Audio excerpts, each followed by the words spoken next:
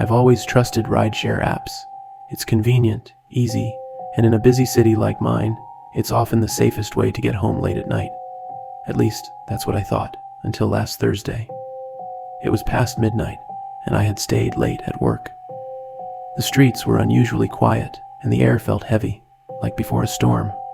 I opened the app and booked a ride. The car arrived a few minutes later, a silver sedan, just as the app showed. The driver leaned out and gave me a polite nod. He looked normal enough, mid-40s, clean-shaven, dressed in a dark jacket. But something about his smile struck me. It stretched just a little too wide.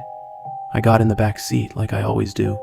The car smelled faintly of pine, probably from an air freshener, but beneath it there was something else, something metallic, sharp, that made my stomach churn. I buckled my seatbelt, trying to ignore it. As we started driving, the small talk began. "Long day at work?" he asked, glancing at me in the rearview mirror. "Yeah," I replied. His eyes lingered a little too long before turning back to the road. At first, it seemed harmless. He asked about my job, my commute, normal stuff. But then the questions got personal. "Do you live alone?" he asked casually. My chest tightened. "No," I lied. "I have roommates." For a moment, he didn't say anything. His grip on the steering wheel tightened, and his smile faded. I could see his knuckles turning white in the glow of the dashboard lights. I looked at my phone, pretending to scroll through messages. But when I checked the route, I realized something was wrong. We were heading in the opposite direction of my house. "Hey," I said, trying to keep my voice steady. "I think you missed the turn." The driver didn't respond. He just kept driving, his eyes fixed on the road. "Excuse me?" I repeated louder this time. Finally he spoke, his voice calm but unnerving. "Don't worry, this is a shortcut."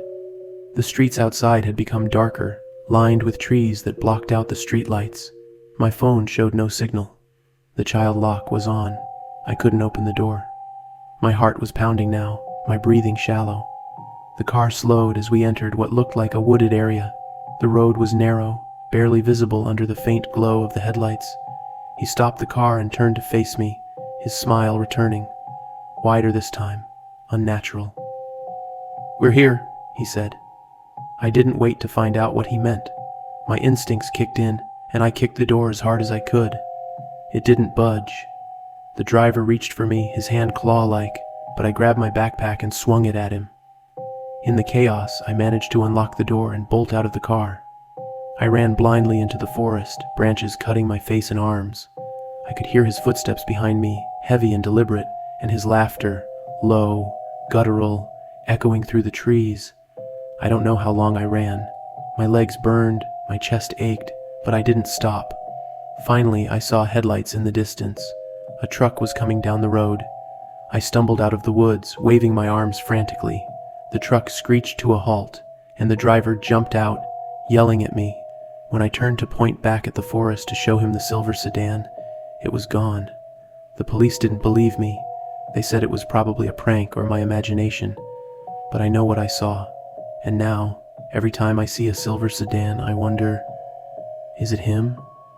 Is he waiting for another passenger?